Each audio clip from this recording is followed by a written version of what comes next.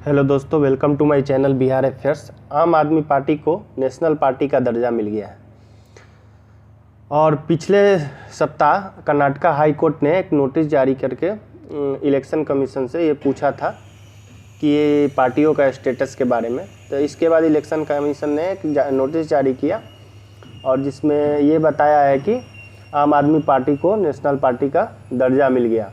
और इसमें कुछ पार्टियां हैं जिनकी नेशनल पार्टी का दर्जा को छीना भी गया। उसमें टीएमसी हैं, तृणमूल कांग्रेस, एनसीपी, शरद पवार की पार्टी और ममता बनर्जी और भाकपा के, ये तीनों पार्टियों का नेशनल पार्टी से दर्जा छीन लिया गया।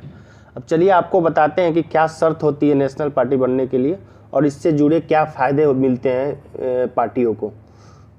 जो पहली शर्त होती है कि पार्टी के उम्मीदवारों को कम से कम 4 राज्यों में पिछले राष्ट्रीय चुनाव में प्रत्येक स्टेट में हुए कुल मतदान का 6% हासिल करना जरूरी होता है।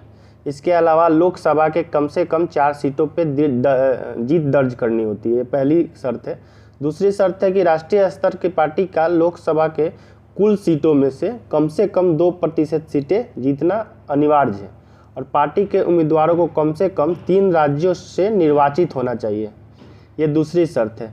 और तीसरी शर्त यह है कि पार्टी को कम से कम 4 राज्यों में राज्य स्तर के दल के रूप में मान्यता प्राप्त हो। अब इससे जो भी पार्टी नेशनल पार्टी बनती है तो उससे मिलने वाले फ़ायदे क्या होते हैं।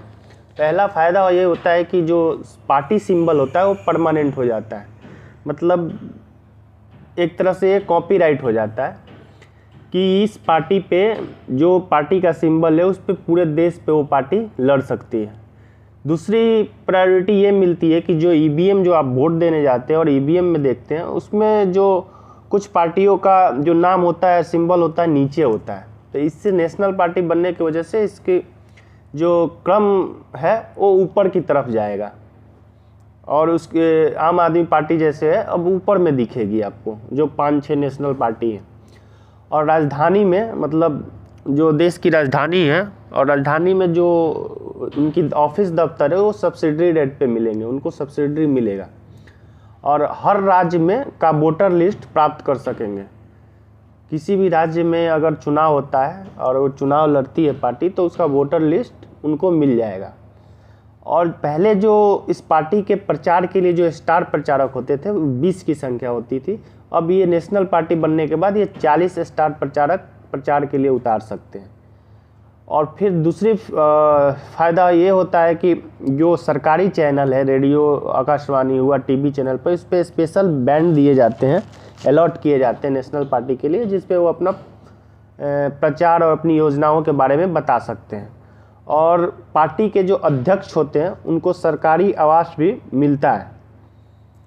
और जो दूसरा फ़ायदा मिलता है कि नामांकन पत्र में केवल अब एक ही प्रस्तावक की ज़रूरत पड़ती है।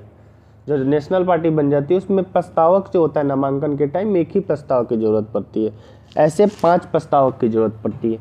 तो ये कुछ फ़ायदे हैं नेशनल पार्टी होने के बाद।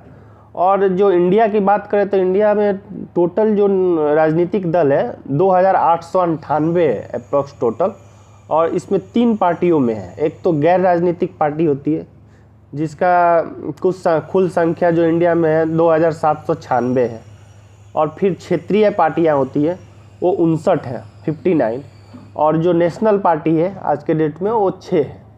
तो ये सब जो फ़ायदे थे नेशनल पार्टी, इस पर अरविंद केजरीवाल का ट्वीट भी आया है कि वो बहुत खुश हैं और आम आदमी पार्टी अभी खुशियाँ मना रही है अपने दफ्तर में, और आप देख ही सकते हैं कि टीवी में कैसे।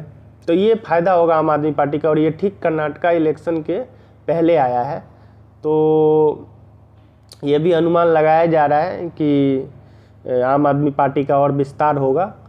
और अब नेशनल पार्टी हैं वो 6 ही रह गई। एक तो बीजेपी, भारतीय जनता पार्टी, फिर Indian national Congress, communist party of India Marxist, फिर इंडियन पीपल्स पार्टी है, आम आदमी पार्टी है, बहुजन समाज पार्टी है। टोटल 6 नेशनल पार्टी हैं। और ये था पूरा न्यूज़।